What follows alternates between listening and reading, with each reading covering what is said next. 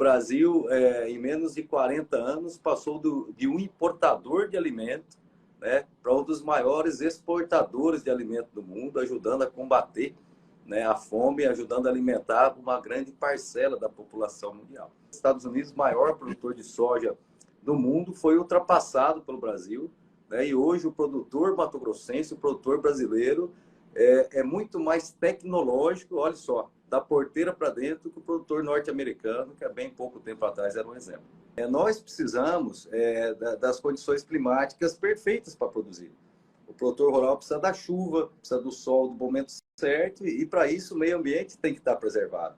Talvez se toda a produção para alimentar o país fosse feita de maneira orgânica, muito provavelmente nós não teríamos nenhuma árvore na floresta amazônica. Que bom que você veio aqui ao canal Leda Nagli assistir mais um vídeo. Aproveita, faz um comentário, dá um like, avisa seus amigos, compartilhe esse vídeo e fique à vontade para curtir. Fernando Cadore, presidente da ProSoja, que está um sujeito super gentil, porque ele está tendo a maior paciência. Estamos desde 8 da noite tentando fazer essa live e dizendo que o meu sinal, minha conexão não estava boa.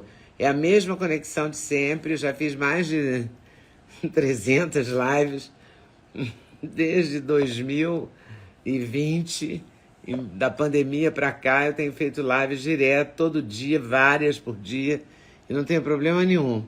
Mas hoje resolveu dar problema. Fernando Cadore, vamos ver se agora eu consigo que ele participe. Olá. Fernando Cadore, boa noite. É um prazer noite. conversar com você. Eu vi você no Pânico e achei muito interessante as suas colocações e as suas explicações sobre o nosso agro, o agro da soja e do milho.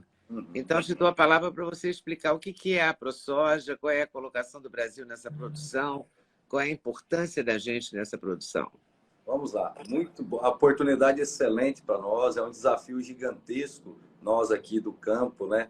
Nos comunicarmos aí com a sociedade urbana, e a gente tem esse delay, esse déficit, né? E canais como esse são importantíssimos para nós chegar para a população urbana para entender como funciona, né? O Brasil que produz, né? Então, respondendo a sua pergunta, o Brasil, em menos de 40 anos, passou de um importador de alimento, né, para um dos maiores exportadores de alimento do mundo, ajudando a combater, né, a fome, ajudando a alimentar uma grande parcela da população mundial. Isso aconteceu no intervalo e no movimento migratório, né, das famílias que saíram do Sul, a reforma agrária familiar, ali as famílias crescendo. Então, migraram para o Centro-Oeste, primeiro ali para o Paraná, depois para o Mato Grosso do Sul e, por fim, para o Mato Grosso, que nessa época, 40 anos atrás, não existia, Leda, não existia cidades, né? Hoje, em 30 anos, se formaram cidades fantásticas, né? E o agricultor, junto com as famílias, não tinha internet, não tinha estrada, não tinha energia elétrica, né? Formaram cidades, fizeram dali sua terra e transformaram um território inóspito, que é o Solo do Cerrado, num celeiro de produção do mundo. Eu sou fruto dessa migração também, com muito orgulho. E essas famílias hoje prosperaram e nós passamos os Estados Unidos recentemente. Estados Unidos, maior produtor de soja do mundo, foi ultrapassado pelo Brasil, né? E hoje o produtor mato-grossense, o produtor brasileiro, é muito mais tecnológico, olha só, da porteira para dentro, que o produtor norte-americano, que há bem pouco tempo atrás era um exemplo. Que barato. E você é de uma família de produtores de soja? Como é que é a sua história? A minha família, como muitas aqui, eu acredito que seja um copia e cola, né? É fruto da migração. Na década de 80, início da década de 80, eu tinha lá 4, 5 anos, e meu pai e minha mãe vieram e a gente veio junto, né? Então, nós vivemos essa transformação. Hoje não tenho mais meu pai, né? Mas foi um exemplo que famílias que abriram mão de todo o conforto, de hospitais que não existiam, de telefone, de energia, como eu disse, né? Se acampavam em barracos de lona, né? Para tentar a prosperidade que acabou vindo com o tempo, né? A persistência, a resiliência. Eu acredito que em todo o segmento da vida é assim, a resiliência, a persistência, ela gera fruto a longo prazo, e a agricultura brasileira é um exemplo de como transformar, né, um país importador num celeiro de produção no mundo. Obviamente as tecnologias, a parte governamental ajudou muito, a Embrapa, né, foi uma peça fundamental. E o Brasil hoje, muitos países mundo afora dependem da produção do Brasil. Recentemente, para quem está em casa entenda, com a guerra da Ucrânia com a Rússia, e a Ucrânia é um player também no fornecimento de cereais, principalmente o trigo e o milho, o Brasil teve um papel fundamental, principalmente para atender ali o leste europeu do milho. Para quem está em casa ter uma ideia, a Ucrânia, que é um grande produtor, produz menos milho que o estado de Mato Grosso, que eu estou aqui, entendeu? E nós começamos falando de soja, mas produzimos milho também, então, para ter uma ideia da dimensão. E o mais legal, usando somente 10% do território, né? Em nenhum outro lugar do mundo isso acontece. E o nosso desafio, Leda, por isso que para nós é muito importante participar de canais como o seu, é justamente desmistificar as narrativas que chegam, dizendo que o Brasil destrói, que o Brasil isso e aquilo, né? A gente tem a oportunidade de andar por alguns países produtores do mundo, como a França, por exemplo, usa 70% do território, e o presidente Macron vive batendo no Brasil, na sustentabilidade. Então, nós precisamos quebrar essas narrativas aí que atrapalham, né, o nosso país. Recentemente se falou que o Brasil, em cada 5 pratos, né? Não, tem um alimento brasileiro, é isso? Como é que é essa... Isso, é até um pouco mais, né? Nessa proporção aí, a gente participa aí de um pouco mais de, praticamente, dá para se dizer que 20% do fornecimento para o mundo aí. O que quer dizer isso? A soja, para quem não sabe, ela é usada na base de proteína, além de centenas de produtos, né? Então, quando o cidadão está comendo lá uma carne, seja de bovina, suína, de frango, um ovo, leite, tudo tem a soja na formulação, que é a proteína vegetal, né? Tem a soja e tem o milho também, né? Então, ela é consumida através de óleo in natura, de diversos produtos, centenas, mas principalmente ela entra na transformação da proteína vegetal para a proteína animal. Então, Mas hoje... tem uma coisa do Brasil estar presente em relação à fome no mundo, à cobertura alimentar do mundo. Não tem veio uma moça dos Estados Unidos de algum lugar e falou isso aqui outro dia. A proporção seria em torno disso, que você falou, de cada 5 pratos, vamos colocar aqui, talvez um pouco mais. Mas a parte mais legal é que a população mundial caminha para um crescimento muito grande até 2050. E hoje não existem fronteiras agrícolas no mundo que podem suprir esse aumento populacional. Então, o Brasil cada vez mais se transforma num importante player aí, principalmente na segurança alimentar, né? Nós temos potências econômicas no mundo, por exemplo, que não têm a originação de alimentos. O Japão é um exemplo, não produz praticamente nada. A Europa tem produzido cada vez menos. A Ásia cresce de uma maneira muito grande. Nossa. E o Brasil tem essa vocação, né, que precisa, primeiro, de um olhar mais carinhoso, vamos dizer assim, por parte até da própria população brasileira, né? Por muitas vezes o desconhecimento e até a nossa cultura não traz o respeito que deveria se ter, né, com o campo, né? E a gente entende isso, e esse é o nosso desafio, é dizer que primeiro a gente é cidadão brasileiro, como qualquer outro, e produzimos aqui, né? Então, essas narrativas que vêm, muitas vezes travestidas de cenários econômicos, aí acabam prejudicando e muito o nosso país. Mas o Macron tem interesse, né? Por isso que ele demoniza tanto a produção brasileira, né? Sem dúvida nenhuma, é um protecionismo. O agricultor francês, o agricultor europeu, de maneira geral, ele ganha um chamado subsídio do governo, né? Na União Europeia como um todo, né? O que é isso? Produzindo ou não, cada produtor ganha em torno de 1.000 euros por hectare por ano, né? E mesmo assim eles não conseguem ser competitivos com nós aí a 2.000 quilômetros dos portos praticamente. E obviamente deve-se haver uma pressão do próprio produtor europeu para que se invente essas narrativas ambientais, né? Como colocado aqui, a França usa 70% do território, a Dinamarca usa 60%, as energias deles são todas sujas, vamos dizer assim, e a gente acaba pagando o pato ambiental, né? E muitas vezes esse discurso é reproduzido por nós mesmos brasileiros como cidadão, por desconhecimento. Então, essa quebra de narrativa, muitas vezes ela é por falta de conhecimento, às vezes a gente não checa a informação e acaba né, denegrindo o que nós temos de melhor. Hoje o Brasil, disparado, é o país que mais produz, em alguns segmentos, por exemplo, carne bovina, soja, e que mais preserva no mundo, né? Tem um ativo gigantesco. Mas o agro tem sido, pelo menos por alguns candidatos, eu vou dizer assim, só para ficar mais amplo, demonizado, tem candidato demonizando o agro, né? Contra os empresários do agro, contra o agronegócio, sabendo que a gente precisa dele, né? Você vê Sim, que o agro que sustentou a pandemia inteira, não faltou nada. E não faltou nada por causa do agro, né? sim, e isso acontece de maneira natural, porque a planta não para de crescer, o animal não para de se alimentar, e o homem do campo não pôde sair durante a pandemia, né? O que a gente vive, Leda, na minha opinião, é um momento muito ruim, porque utilizam narrativas de polarização para jogar o homem do campo contra a sociedade urbana, ou vice-versa, com mentiras, né? Denegrindo, e é aí que a gente acaba sofrendo por conta que o alcance que nós temos na comunicação é muito pequeno. Eu falei até na minha entrevista do Pânico, que você citou, convidei a cantora Anitta e vários outros artistas que muitas vezes reproduzem discursos que são ambientais travestidos de econômicos, seja do Macron, seja de outros países da Europa, e tem milhões e milhões de seguidores aí, e quem segue acaba acreditando naquilo sem checar a informação. Isso causa uma polarização e o próprio brasileiro passa a ser um vetor de desinformação e depreciação do que tem de melhor dentro do país. Então, caminhando para a sua colocação, existe sim políticos que têm feito isso, a gente repudia com veemência, né? Nós acreditamos que tem que haver respeito para qualquer setor, seja agricultura, seja indústria, seja o comércio, nós precisamos expandir.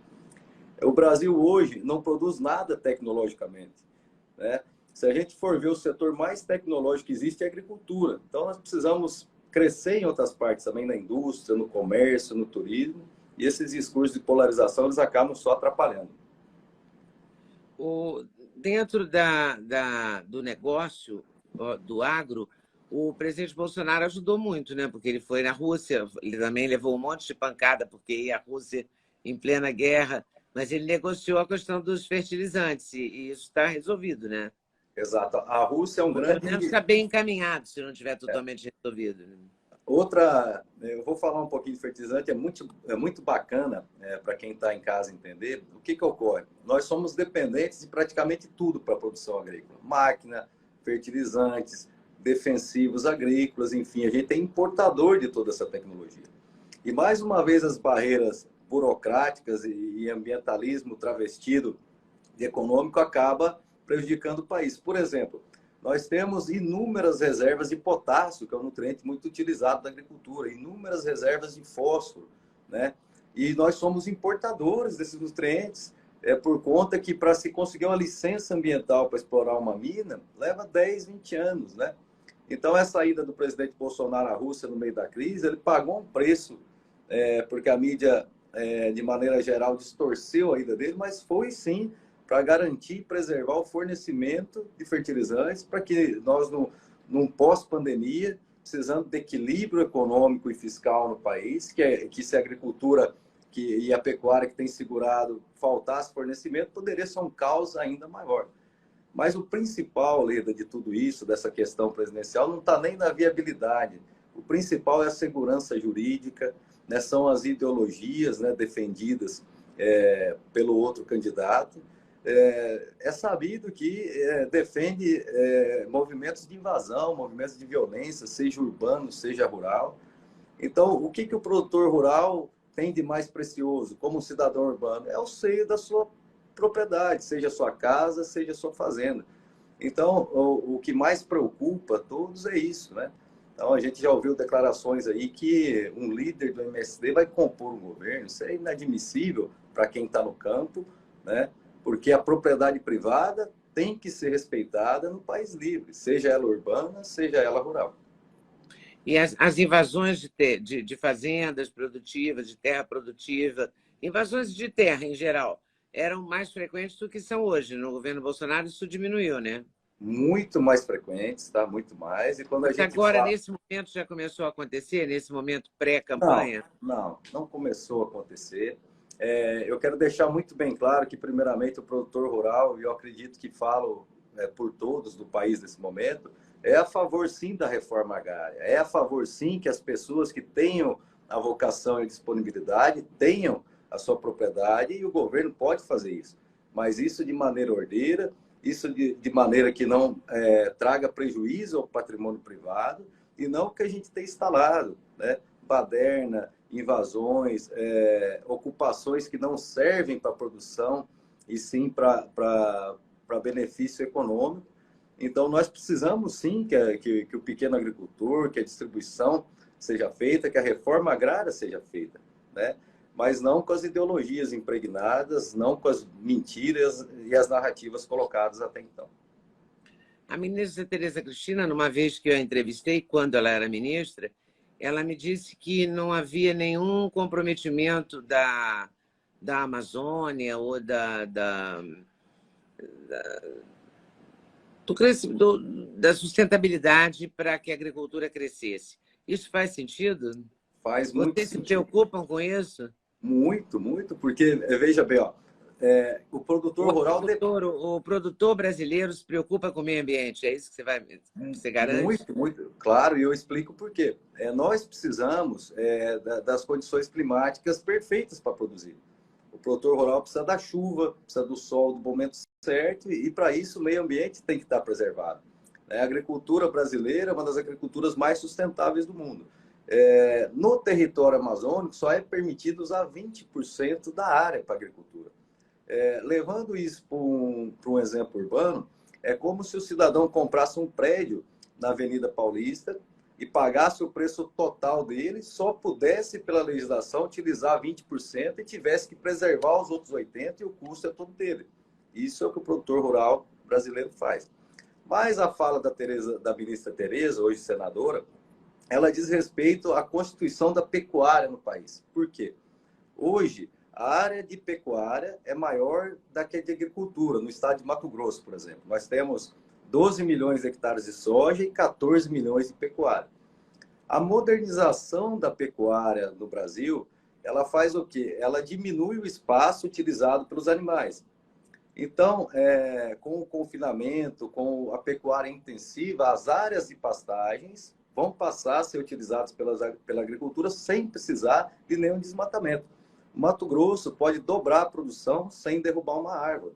E já é um estado que utiliza somente 10% do território. Então, respondendo, o produtor rural é extremamente preocupado com o meio ambiente, porque depende do meio ambiente para suas produções, né?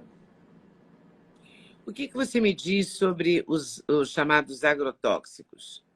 Porque, Olha, vez por outra, a gente vê grandes campanhas de pessoas interessantes, inteligentes, falando que nós somos o país que mais usamos venenos, mais usamos agrotóxicos, é a agricultura mais contaminada, e etc. O que tem de verdade nisso? são discursos, narrativas, primeiramente, que não refletem a realidade. Vou dar um exemplo. Eu tenho 3 filhos pequenos, até um beijo para eles, Joaquim, Rafael, Vicente, 2 de 6 e 1 de 8, estão com a minha esposa hoje na minha cidade. Eu vivo com eles na fazenda. A pessoa mais exposta à utilização de produtos químicos é o produtor rural. A nossa vida é lá, os meus filhos estão lá. Então, nós precisamos que eles sejam seguros.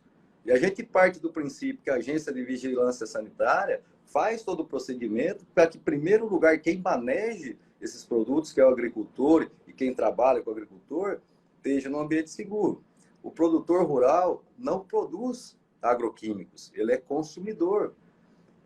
Falar que o produtor rural é responsável por produtos tóxicos ou por utilizar é a mesma coisa que culpar um usuário de um medicamento por ele fazer mal. Ora, a legislação brasileira de defensivos é extremamente rígida. Se tem um produto liberado, a gente parte do princípio que ele foi avaliado, ele é seguro para o uso, para quem maneja e para quem consome. Então, se criou uma narrativa, mais uma vez, polarizando e tentando jogar o homem do campo contra a sociedade. Quando a gente joga para esse exemplo, o produtor rural não é produtor de defensivo. Então, é a mesma coisa, como eu disse, que culpar alguém por um medicamento que faz mal. Então, se tem algum produto que não pode ser usado, isso é responsabilidade da Anvisa, que faz um trabalho muito bom e nós queremos que ele seja banido, entende? Então, ele é preciso, porque eu vou dar um exemplo mais legal para quem está em casa entender. Por exemplo, nós usamos produtos como cipermitrina. O que é isso? Aquele sprayzinho que você passa, que a grávida passa na barriga para repelir mosquitos. Cipermitrina. É usada muitas vezes em concentração menor na produção, mas ele é necessário porque você precisa. Pra você cuidar de uma planta na sua casa. Se você deixar uma samambaia, eu estou vendo que tem plantas atrás, sem um cuidado, Sim. sem um fertilizante, né, sem produtos para praga, você não vai ter. Se você tentar plantar uma horta na sua casa, não vai conseguir se utilizar algum recurso para controlar uma praga, uma lagarta, né, uma mosca branca, por exemplo, uma cigarrinha, enfim. Então, a agricultura brasileira, muito pelo contrário do que dizem, é muito responsável. Nós temos legislações muito mais restritas que outros países e somos responsáveis, devolvemos todas as embalagens, esperamos que os produtos liberados aqui sejam seguros. Vocês têm algum... Porque uma vez também eu entrevistei alguém, que agora não vou lembrar, que me disse que esses agrotóxicos, vou chamar assim, porque é assim que a gente lê na imprensa, liberados eram mais modernos que os anteriores. Por Sim, isso, faziam menos mal. E foram liberados, uma PEC do veneno, foi liberado um pacote, né, de agrotóxicos. isso, isso. É que estavam parados na Anvisa, é isso? Se criou uma pecha, por exemplo, uma das legislações mais modernas que existe hoje de defensivos agrícolas é da Austrália, que nós tivemos a oportunidade de conhecer para tentar implementar. E é exatamente o que você colocou. O que ocorre? A modernização das moléculas faz com que produtos que são mais tóxicos ou mais nocivos sejam substituídos por moléculas novas, e para isso a legislação precisa ser ágil. Quando a gente fala, e aí quem vai dar notícia, a maneira que se coloca, se liberou veneno. Né? Na verdade, aquilo ali está se modernizando para que as novas moléculas tenham efeito nas pragas e causem menos danos a quem maneja ela e ao ambiente de maneira geral. Mas eu volto a dizer, a responsabilidade da produção e da liberação não é do produtor rural. Então, o maior interessado que se modernize moléculas e que cada vez seja mais seguro o uso é de quem maneja. Né? Então, a gente sofre muitas vezes... O risco é maior para quem maneja. Sem dúvida, Leila. É o que eu acabei de falar. Eu ando com meus filhos na lavoura. Né? Quem quiser olhar minha rede social vai ver que eu levo direto no meio da plantação, em cima de um trator. Eu me sinto seguro ali dentro, porque a gente sabe que está trabalhando com produtos que têm a passagem por um órgão rigoroso de fiscalização. Da mesma maneira que quando alguém me prescreve um medicamento, eu tomo aquilo com segurança. Agora, o que tem que se entender é que não há como se produzir em escala sem o uso de produtos químicos e fertilizantes, né? Seria muito bom se a agricultura orgânica pudesse sustentar a população mundial se alimentando, mas não, isso não é possível, né? Seria muito bom. Então, o uso de produtos químicos é necessário para a produção em escala, para baratear também o custo dos alimentos, né? E principalmente para que a gente consiga produzir mais cada vez em menos área. Só para quem está em casa ter uma ideia, a gente entra até num contrassenso aí. Se não tivesse o uso de produtos químicos, hoje fertilizantes, agroquímicos, muito provavelmente a área cultivada para produzir a quantidade de alimento que o mundo consome hoje seria no mínimo 5 ou 10 vezes maior, se não for mais. Então, sem os agrotóxicos, sem o estrago seria maior, é isso que você quer dizer? Sem dúvida nenhuma, sem dúvida nenhuma. Você imagina, se eu preciso lançar mão de produtos para mim aumentar a produtividade, sem eles, o que vai acontecer? Eu vou produzir a metade, por exemplo. Se eu produzo a metade, a população vai continuar consumindo aquilo. Então, eu vou precisar do dobro da área. Se eu for usar o dobro da área, automaticamente vai ampliar onde? Em desmatamentos, em outras coisas, em áreas que poderiam ficar preservadas. Qual é a proporção hoje da agricultura orgânica no Brasil? Porque Não, acho que foi o Lula que falou no debate que o MST ou alguma coisa parecida com isso produzia todo o arroz orgânico. Não, o arroz, eu não sei em números, mas é insignificante o que se produz de maneira orgânica, vamos dizer assim. Eu não sei o número, mas com certeza absoluta é insignificante. Sem contar que aumenta e muito o custo também para a população, né? Então, esse tipo de discurso também ele contamina todo o ambiente e traz a polarização, né? É impossível hoje, num país tropical como o Brasil, que tem pragas, né, que se mantém durante o ano, né, você não usar produtos para combater as pragas. É como eu citei, o mosquito, o carrapato no animal, uma lagarta, se você plantar, como que você não vai fazer o controle? O que a gente tem é que pensar em modernizar cada vez mais a nossa legislação para que moléculas cada vez mais seguras sejam utilizadas. Eu gosto sempre de falar e reafirmar o que eu disse. O produtor rural não é produtor de defensivo agrícola, não é defensor de defensivo agrícola. Ele é usuário nas culturas e ele entende que aquilo passou por um crivo, que é seguro, porque ele expõe a família dele, ele expõe a vida dele ao uso daquilo. Hoje, o que qual é a escala de produção do Brasil? A soja passou aos Estados Unidos, o milho a gente produz, porque a gente não produz bem o trigo, não é isso? Não, não, é isso mesmo. O Brasil, inclusive, é importador de trigo. É assim, o Brasil hoje produz em torno de 120, 130 milhões de toneladas de soja, enquanto os Estados Unidos está em 100 milhões, cento e pouco. Vai ser responsável hoje por mais de 30% da produção mundial de soja. A cultura, as maiores culturas do mundo, né, são o trigo e o milho, né, nessa ordem.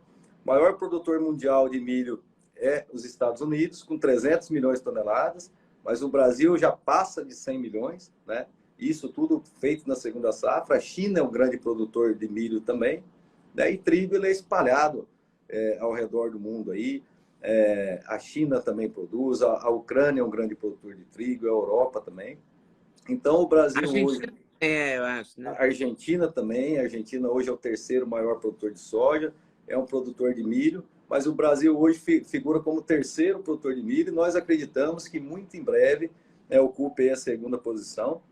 E o legal, Leda, é que a produção de milho no Brasil, ela acontece na mesma área, né? Então, se colhe a safra e no mesmo ano se planta o milho, né, em cima da onde foi soja. Então, se utiliza uma mesma área para produzir duas culturas no ano, né? É um dos únicos lugares do mundo que se faz isso, né? Aí dá certo isso, você colhe a soja e planta o milho, quase Olha, que no ato contínuo, é isso? ato contínuo, a coletadeira vai indo. Inclusive, você está convidado para vir aqui conhecer Tá o Mato bom. Grosso, conhecer o operacional de uma coleta. Então, vai andando a máquina que faz a coleta e atrás dela já vai um trator plantando a semente de milho no mesmo tempo, em tempo simultâneo. Isso é muito legal porque, primeiro, o sistema que se usa no Brasil é um sistema que sequestra carbono, que não acontece em outro lugar do mundo, porque não se revolve a terra, como se revolvia antigamente. E entra aí os produtos químicos que nós falamos, né? Para acabar com as ervas daninhas ali, sem revolvimento da terra. Então, naquela parada, que já vai sequestrando carbono, vem o milho e na mesma área se produz soja e milho no mesmo ano agrícola. Outro ponto que ajuda não avançar em desmatamento e não ter a necessidade de se desmatar mais para se expandir em produção. Você é de que cidade? Aqui no Mato Grosso, eu sou de... Você nasceu onde? Hoje eu estou em Cuiabá, né, que eu estou como presidente da Associação dos Produtores, né, eu sou produtor rural. A gente passa uma temporada de 3 anos, eu fico à frente da entidade, é um trabalho voluntário, mas eu moro numa cidade chamada Primavera do Leste, uma cidade que foi fruto dessa migração que eu falei. Quando chegamos lá não existia nada, não existia asfalto, não existia hospital, não existia farmácia, e hoje é uma cidade fantástica, exemplar, né, que se acha em poucos lugares do país, cidades como a minha, como várias outras no Mato Grosso. Então, eu queria convidar quem está assistindo, conheçam o estado de Mato Grosso, conheçam os lugares onde a agricultura entrou. É um país dentro de um país. É interessante. E é desenvolvida a cidade? Hoje em dia, você falou que não tinha hospital. Hoje em dia tem hospital, tem Muito escola. desenvolvida, muito desenvolvida, as melhores escolas, melhores hospitais. A gente anda muito no meio oeste americano, que é o chamado Corn Belt, onde foi o seio da produção, e hoje eu tenho orgulho de dizer que o produtor brasileiro hoje está à frente, né, do produtor americano, que era exemplo, tanto em tecnologia quanto em preservação, e nas cidades também. Né, porque nos Estados Unidos ocorre um problema gravíssimo, que os jovens não ficam mais no campo, né? E no Brasil, o nosso maior ativo são os jovens. A segunda, a terceira geração está vindo. E hoje a gente vê um orgulho nas crianças, nos jovens, e está ali prosperar dentro da atividade agrícola. Essas cidades, Leda, quem tiver oportunidade, vá no Google e olhe Primavera do Leste, Sorriso, Lucas do Rio Verde, Nova Mutum, né, e várias outras no Mato Grosso. São cidades que têm 30 e poucos, menos de 40 anos, tem lá 80, 100, cento e poucos mil habitantes, escolas de primeiro mundo, saúde exemplar, uma infraestrutura fantástica, não parece que você está no Brasil. Então, isso tudo... Isso atende só o grande empresário do agro ou atende Não, as pessoas em geral?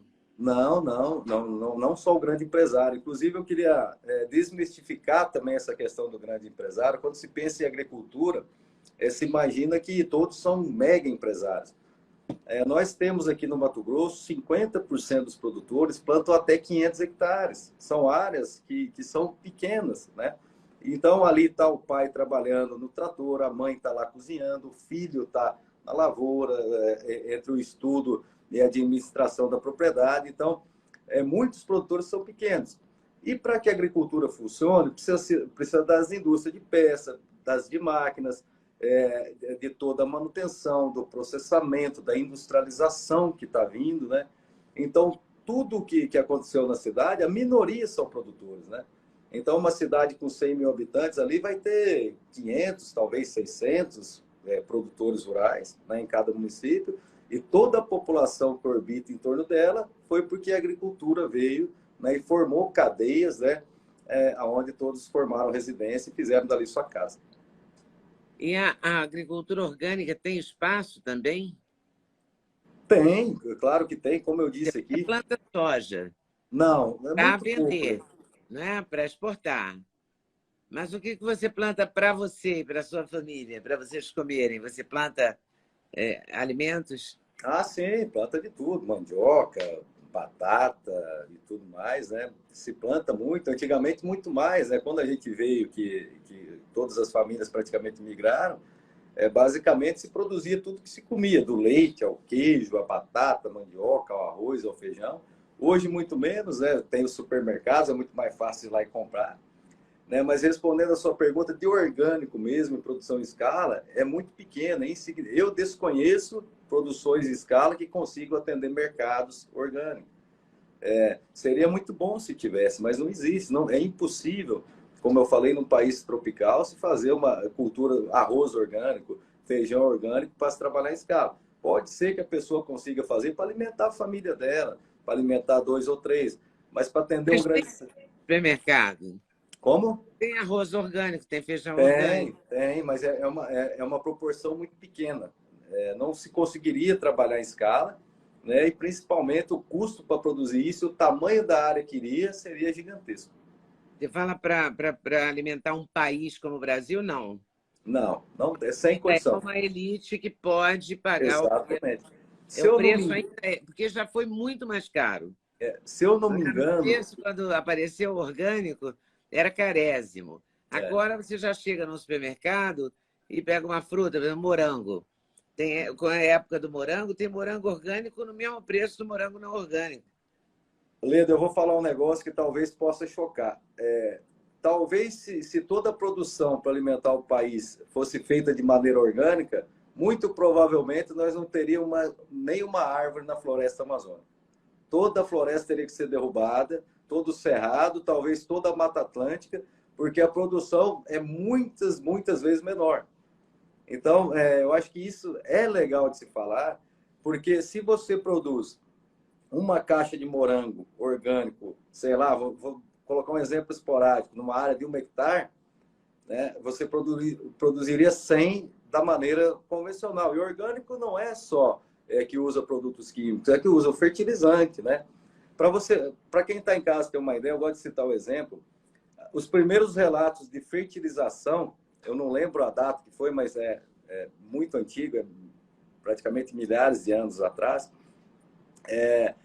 As pessoas perceberam que caiu um peixe numa planta na época e aquela planta cresceu mais. Obviamente, ali tem nutrientes, cálcio, magnésio, potássio, tudo mais.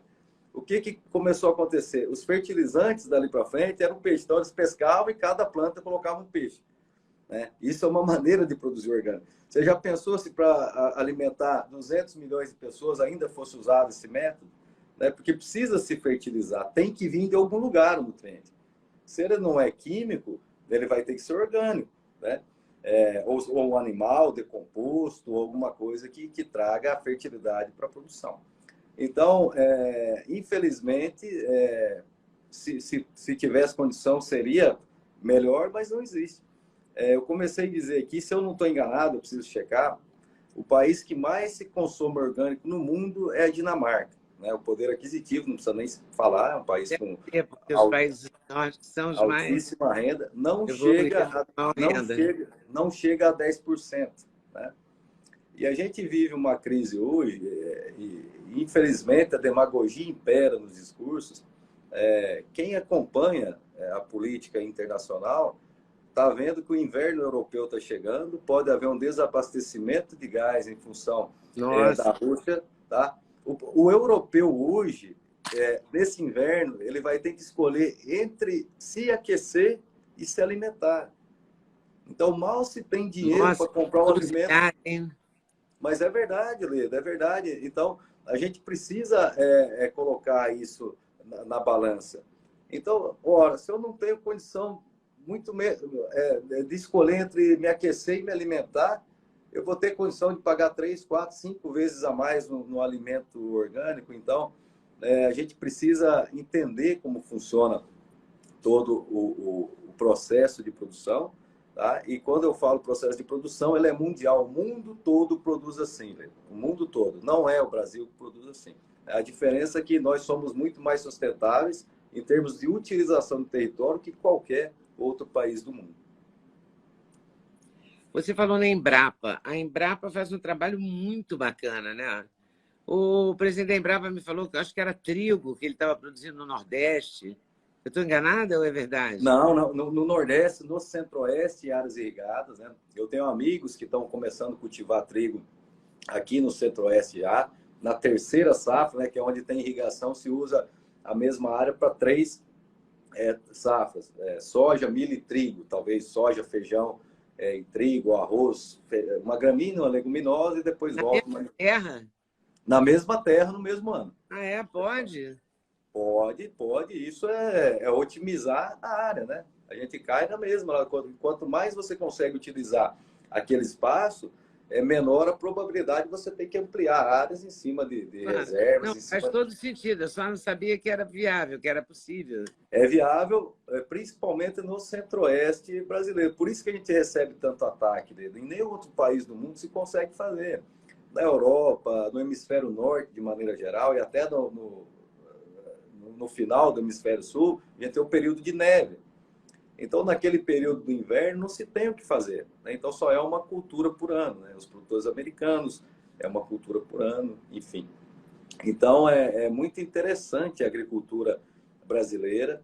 É muito legal aonde a gente pode chegar. Eu sou um entusiasta com a capacidade que nós, cidadãos brasileiros, temos e vamos ter na segurança alimentar no mundo nos próximos tempos. E quando eu falo próximos tempos, no médio e longo prazo, talvez 50, 60, 70 anos aí, muitas pessoas do mundo, milhões e milhões de pessoas, vão ser dependentes do Brasil para se alimentar. Isso é um motivo de orgulho.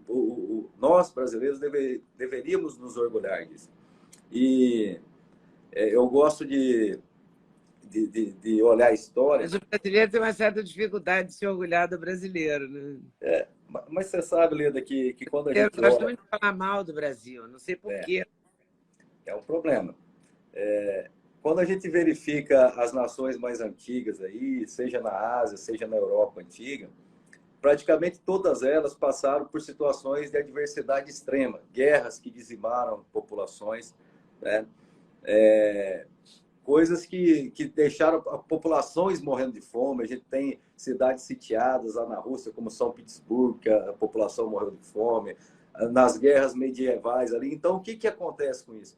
Aquele povo que passou por uma situação adversa de morrer de fome, dá um valor diferente para a produção e para o produtor agrícola, entende? Então, no Brasil, graças a Deus, nós não tivemos nenhuma situação de adversidade, de guerra, de fome instalada propriamente dito, devido a guerras, devido a reações, devido a revoluções. E talvez culturalmente a gente não aprendeu a valorizar a produção agrícola como é valorizada, né, nessas nações mais antigas. Mas isso não é uma reclamação, acho que cabe a nós, né, produtores, né, sair um pouco da produção e tentar conversar com os cidadãos que estão nas cidades também. Chamar para cá, eu aproveito para convidar, venham conhecer o Mato Grosso, venham conhecer o Brasil que produz. Eu tenho certeza que quem vier vai mudar a cabeça. Tem um exemplo legal, nós trouxemos o Caio Coppola para fazer um circuito aqui. Ele andou 30 cidades conosco. Né?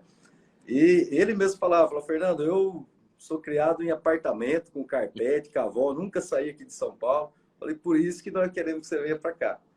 Se você tiver a oportunidade de conversar com o Caio, ninguém convenceu ele de nada. Os olhos dele fizeram ele mudar a percepção em função do que é a agricultura e a produção do Brasil. Então, acho que a Eu já gente vi o tem... Caio falando.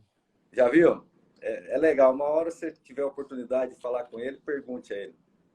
Eu tenho, às vezes, e gosto dele. Você acha que... Porque no Brasil também não é só o produtor agrícola que é mal visto, vamos dizer assim. O empresário brasileiro não é meio demonizado, assim. As pessoas, o Tom Jobim dizia que fazer sucesso no Brasil é pecado mortal, e é muito parecido com isso mesmo. É. Porque não é, o Brasil, às vezes, fica muito indignado com quem, em vez de ficar com vontade de fazer igual para prosperar, ele meio que, né, demoniza o próspero, né? Demoniza o próspero, isso tem a ver também com as mentalidades aí, né? E até colocadas nos últimos séculos, porque quando a gente pega um ambiente que o norte-americano, por exemplo, o sonho americano, prosperar, o vencedor, qualquer cidadão acredita que ele pode ser o que ele quiser, se ele se empenhar, se ele ter persistência, resiliência, ele pode ser o patrão amanhã, ele pode ser o empresário, ele pode ser uma pessoa de sucesso. Nós precisamos colocar essa consciência no cidadão brasileiro, naquele que mora na comunidade, né? Essa política assistencialista, muitas vezes, ela faz aquela pessoa acordar já achando que ela vai ser um eterno funcionário. Então, aquela pessoa que mora na comunidade, aquele jovem, aquele rapaz, ele precisa ter consciência e acordar acreditando, não, eu posso ser quem eu quiser na vida, contanto que eu me empenhe, né? Então, acho que o que foi colocado na consciência, na cabeça do cidadão, é um crime. É um crime, porque você tira a esperança de um jovem, você tira a esperança de uma pessoa, né? E o exemplo é a agricultura brasileira, mato-grossense. Né? As pessoas que vieram há 30, 40 anos atrás acreditavam que eles poderiam prosperar. Eu acho que tem muito disso, sabe, Leda? Nós precisamos colocar a consciência, né?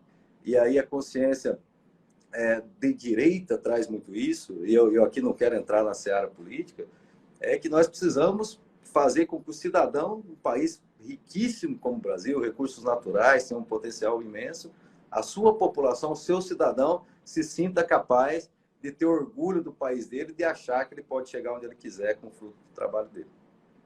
Você estudou fora? Como é que você ficou naturalmente assim? Seu pai plantava e colhia, você foi plantar e colher? Ou você teve uma época que você renegou, uma época que você saiu para Não, estudar? não. A nossa história é a seguinte: eu quando vim morar com meu pai, minha mãe e meus irmãos, a gente foi morar na fazenda.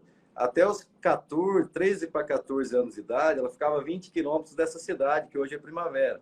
Nós morávamos lá, não tinha energia elétrica, não tinha televisão, a gente ouvia rádio, né? Na época eu lembro, eu não sou tão velho, né? Mas era assim, a gente ouvia a Rádio Nacional da Amazônia, então a gente E quantos estudava. anos tem? Eu tenho 43. Caramba, é É, mas muito pouco. é uma história diferente. A gente viveu um mundo que. Então, o que acontecia? Minha mãe era professora, então ela ia com o carro dar aula, a gente ia para a escola, a gente voltava, depois ajudar meu pai, a gente não tinha funcionário, não tinha nada. Iniciamos lá. Essa história é a história que reflete a realidade de quase todo produtor mato-grossense. Então, no início era um barraco de lona, depois uma de madeira, e foi evoluindo, depois veio energia elétrica. Para telefonar, Leda, era muito legal. A gente ia domingo, aí tinha um posto telefônico, eu lembro, eu era criança. Ia na igreja, né, que igreja sempre tem, seja o vilarejo que for, e depois ia telefonar. E eram cabines de telefone aberta, né? E a telefonista ligava, né? E a gente ficava, e todo mundo Tinha ficava ouvindo. telefonista para fazer a ligação. Tinha. Então, o agricultor mato-grossense, ele viveu, por exemplo, nos anos 80 e 90, praticamente a realidade dos anos 40 no país, né? E a gente viveu isso.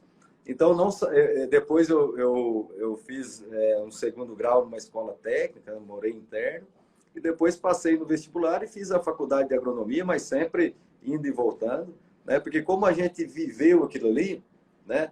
E eu falo não de forma pejorativa, sem demagogia nenhuma, foi a melhor época da minha vida, porque a gente achava que o mundo acabava ali, né? Você imagina, você não tinha TV, você não tinha energia elétrica, ia dormir 8 horas da noite. Então, aquilo ali foi uma fase que marcou muito. E essa minha história, eu tenho Quando é que a certeza. energia elétrica chegou aí? Que eu me lembre, na fazenda, foi já depois do ano de 94, 95. Caramba, foi outro dia mesmo. E na cidade, daí a cidade foi se constituindo, também não tinha energia elétrica, e tinha gerador, sabe? Quem morava na cidade, 9, 10 horas da noite, desligava o gerador, acabava a cidade, tinha que dormir e acabou. Gerador a combustível, né? Então, é muito legal, porque é um mundo que se formou em menos de 40 anos, né? Bem legal. E você acha que os seus filhos vão seguir o mesmo trajeto seu? É muito difícil. Eu acredito que o mesmo não, porque as coisas melhoraram, evoluíram, Sim, né? o mesmo em termos, quer dizer, É, então, eles serão produtores rurais? eu Será? Os jovens, olhando, por exemplo, falando com a Camila, eu vi que ela foi e voltou. Ela passou um tempo fora, produzindo eventos, né, e voltou para a terra dela, né, vai para depender muito. seguir o trajeto. Você acha que essa é uma tendência? Eu acho que como eu falei aqui, o maior ativo do Brasil são as gerações novas que têm orgulho de ficar no campo, né? Eu vejo os jovens, né, as pessoas um pouco mais novas que eu, a segunda geração, a terceira, tem esse orgulho hoje de estar ali, né? Quem está ali. Então, isso é um ativo que o produtor norte-americano não tem, que o produtor europeu não tem, estão morrendo lá, as cidades estão diminuindo. Então, o Brasil tem esse ativo. Obviamente que vai depender da vocação. Eu tenho meus 3 filhos, 2 têm 6 e um tem 8, e você vê que um tem mais, ainda é cedo para falar. E óbvio que vai depender de cada um. Mas, Ninguém pode forçar o que o outro vai ser, né? mas hoje o desafio mudou, Leda, porque não é mais o que a gente fazia lá, de pegar uma enxada, de ir num tratorzinho sem gabina, nem nada. Hoje as máquinas são praticamente, nós temos máquinas que andam sozinhas, né? A tecnologia tá impregnada. Por exemplo, eu sou um zero à esquerda, não. Se eu precisar mexer nesse celular, eu não consigo. As máquinas hoje precisa de uma tecnificação gigante, os sistemas. Então, o dom Mas que quem a vai criança operar essas máquinas? Vocês hoje formam pessoas? A escola técnica forma pessoas? Quem forma forma, o profissional que vai forma mexer na máquina? tem um déficit gigantesco, é um problema seríssimo, né? Porque a mão de obra hoje no campo ela não tem a instrução e hoje se tem que bloquear as tecnologias que tem nessas máquinas para a pessoa não mexer. Então você tem que deixar só uma parte aberta, tamanha tecnologia e tão pouco é o conhecimento. Então, essa geração nova vai surfar numa onda que chama a atenção deles. São coisas eletrônicas, né? São coisas computadorizadas, se conversa. Hoje é possível monitorar do escritório a máquina que está trabalhando lá no campo, né? É possível fazer a telemetria, mesmo a tecnologia que tem na Fórmula 1, se faz numa máquina na fazenda hoje, né? É impressionante. Nós trouxemos aqui o Bola e o Carioca também, do Ticaracatica, eles ficaram loucos dentro das máquinas. Não acredito que é mais tecnológico que um carro moderno, mais tecnológico. Então, por isso eu acho que esses jovens, né, vai chamar a atenção deles. Vão se deixar seduzir, né? Bom, e outro desafio que é gigantesco, que não é só na agricultura, hoje, a qualidade que tinha que se ter, talvez na minha época, do meu pai, era o trabalho físico, né? O desempenho físico. Hoje, o maior desafio da maioria dos setores é a gestão de pessoas, né? Gestão de seres humanos, né? Então, acredito que nós precisamos formar esses gestores, né? Essas pessoas que saibam lidar com pessoas. Esse vai ser o desafio aí. E, muito provavelmente, muitos jovens aí das próximas gerações vão perpetuar no campo. Isso é o que vai fazer o Brasil se tornar, muito em breve, o maior player disparado que vai alimentar o mundo. Mas também vai ter que se formar as pessoas para mexerem nessa tecnologia. Muito, sem dúvida. O ProSoja trabalha... Existe uma preocupação com isso nas escolas técnicas? Ainda não, né? Existe uma preocupação gigantesca, né? Hoje todo o sistema, né, o Senar, as organizações, a própria ProSoja atua nisso, né? Existe uma preocupação muito grande em se formar essa mão de obra especializada, né? Porque hoje as mudanças vêm muito rápido e de maneira dinâmica, né? Então, essa é uma preocupação recorrente, né, que a gente tem tentado empenhar recursos para formar, né, e viabilizar profissionais aí que consigam acompanhar a evolução. A pessoa que operava... De emprego muito interessante, né? Muito interessante. São empregos mudou totalmente, né? Uma pessoa que operava uma máquina há 30 anos atrás não opera uma de hoje, né? Dada a tecnologia. Isso foi um movimento que Pode aprender, né? Ó, essa geração... Conhecimento para trabalhar com conhecimento. Porque o que ocorre, Leda? A nossa geração, e quando eu falo nossa, eu pego lá desde o meu pai, talvez o meu avô, até o meu filho, que não dá 100 anos, experimentou a maior revolução tecnológica da agricultura. Por quê? Se saiu da agricultura manual, que ia lá se plantava, se cortava com uma foice, se batia de maneira manual, tá? Isso o meu pai fazia para a máquina autônoma. Então, eu ouso dizer que a agricultura mundial passou pela maior revolução de produção em escala nessa geração, né?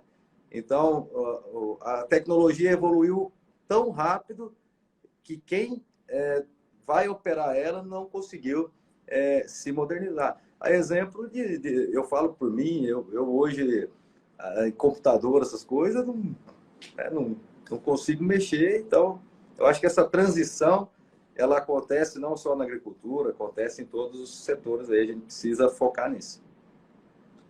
Mas a agricultura passa a ser um mercado muito interessante. Muito interessante. Né? Muito menos desgastante do que antes. Não é só a força física. Aliás, a força física está longe de ser a mais importante. Está longe de ser a mais importante, né? Hoje, a implementação, o uso das tecnologias aí é um grande desafio, né? E a agricultura tem as suas dificuldades e tem que ter o dom, tem que ter a vocação, porque nada é certo, né? O agricultor ele depende do clima, né? Então ele pode fazer tudo certo, pode operar toda a tecnologia, mas se não chover, ele não colhe, se chover pedra, ele não colhe também, se der chuva demais, perde, né? É uma empresa a céu aberto, né? É uma empresa a céu aberto. Mas é genial, né? É genial. Tem que ter a vocação, né? O agricultor é o homem do ano que vem, né? Porque se uma safra foi mal, a gente teve uma safra muito ruim no estado do Rio Grande do Sul, no Paraná, no Paraguai, no sul da América Latina. O produtor perdeu tudo. Quando você vê o produtor falando, ele sempre acredita que o ano que vem vai ser melhor, né? A perseverança, a resiliência ali é admirável, né? E tem que servir de exemplo para nós. Tá bom. Muito obrigada, Fernando. Valeu. Imagina. Gostei muito da conversa. Eu que agradeço a oportunidade. Eu acho que até acabei falando demais aí. Não, acho que falou o que tinha que falar mesmo. Valeu, Maravilha. muito obrigada e até a Obrigado. próxima. Obrigado, a gente segue à disposição. Parabéns pelo trabalho. Tá bom, muito obrigada. Tchau. Mais um abraço. Um abraço. Muito obrigada por ter assistido mais um vídeo no meu canal. Volte sempre. Aqui você sempre vai encontrar a pluralidade de ideias, ideologias diferentes, ideias diferentes, mas sempre alto nível de informação e de prestação de serviço. Eu espero você sempre aqui. Faça seu comentário, se inscreva no canal, dê seu like se você gostou e não deixe de voltar. Estou te esperando, com certeza, se Deus quiser.